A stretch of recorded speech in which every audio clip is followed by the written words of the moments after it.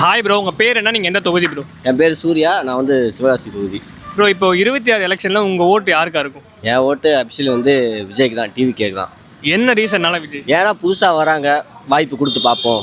ஏன்னா இதுக்கு முன்னாடி பண்ணவங்களாம் ஒன்றும் பெருசாக எதுவும் சாதிச்ச மாதிரி தெரியல. ஸோ புதுசாக வரவங்களுக்கு வாய்ப்பு கொடுப்போம். சரி, விஜய்க்கு எதனால் ஓட்டு போடுறீங்க? ஏன்னா அவர் வந்து இப்போ 33 வருஷமாக சினிமா துறையிலேருந்து இப்போ இங்கே வந்திருக்காரு. ஸோ அவருக்கு ஒரு புதுசாக வாய்ப்பு கொடுப்போம். எந்த இதுவுமே இல்லாமல் வந்திருக்காரு, மக்களுக்காக பயணிக்கிறேன்னு ஒரு தொடர்பு சொல்லியிருக்காரு. ஸோ அதனால் அவருக்கு வந்து ஒரு வாய்ப்பு கொடுப்போம். புதுசானா சீமான் அப்படின்னு கூட ஒருத்தர் இருக்காருல்ல, அவரை பற்றி கேட்கறதெல்லாம் வேஸ்ட்டு ப்ரோ. அவரெலாம் கிடையாது. 8% ஓட்டு இருக்கு ப்ரோ. ப்ரோ அது வந்து அப்படி பார்த்தா சீமான் வரேன்னு தான் சொன்னார்.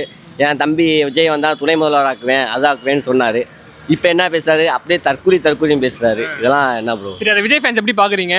ஏன்னா கண்டினியூஸாக வந்து விஜய் தான் திட்டுறாரு அவரு. ப்ரோ வேறு வாய்ப்பு இல்லைன்னா அதானே பண்ணி ஆகணும். வேறு எதுவும் கிடைக்கல. ஸோ அவங்கள தான் பண்ணணுன்ட்டு அவங்கள தான் குறை சொல்லிக்கிட்டே இருப்பாங்க விஜயை. சரி, விஜய் வந்துட்டாருன்னு வச்சிங்களேன், எந்த தொகுதியில் நிற்கணும்னு நினைக்கிறீங்க விஜய்? விஜய் வந்தால் மதுரை தொகுதிக்குள்ளே ஏதாவது ஒரு தொகுதியில் நிற்கலாம். ஏன் மதுரை? ஏன்னா மதுரைக்கு வந்து விஜய்க்கு வந்து பக்கபலம் நிறையா இருக்குது.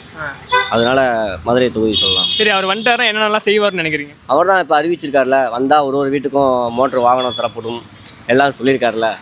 விஜய் சொன்னாரா அதெல்லாம் கொடுக்குறேன்னு சொல்லிட்டாங்க? ஆமாம், ஒரு வீட்லையும் சொல்லியிருக்காரு, அதுக்கு விட்டார்ல, அதை செய்வார், நம்பலாம். அப்படி.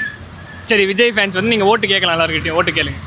2026 நீங்களாம் தேர்ந்தெடுக்க போகிற முடிவு வந்து நம்ம மாற்றமாக இருக்கும். அதனால் நீங்கள் எல்லோரும் விஜய்க்கு சப்போர்ட் பண்ணுங்கள்.